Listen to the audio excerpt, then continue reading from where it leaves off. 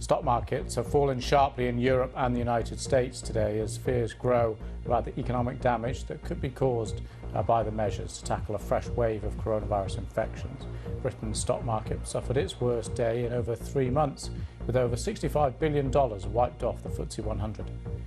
The UN Secretary-General Antonio Guterres says he will not support reimposing full sanctions on Iran, as the US is demanding, until he gets a green light from the Security Council.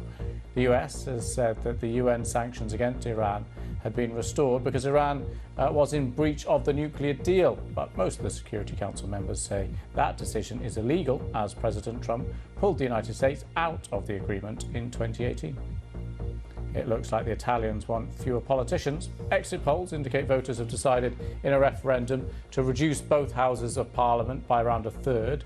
If confirmed, the new law will come into force at the next elections, and it was backed by the leaders of the populist Five Star movement, who said paying 1,000 politicians was a waste of money.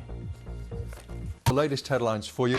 At least 150 countries have signed up to an agreement to distribute future Covid-19 vaccines fairly. The US and China are not on the list. English pubs and restaurants will be ordered to close early as Britain fights to contain a resurgence of coronavirus.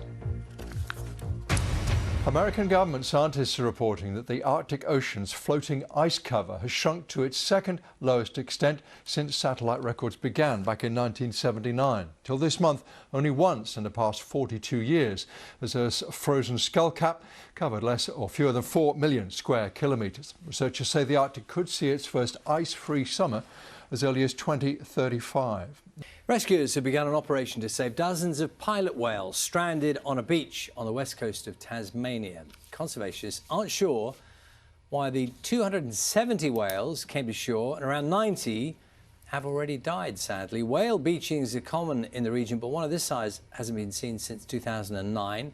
Pilot whales can grow up to 7 metres long and weigh up to 3 tonnes, making a rescue operation particularly difficult.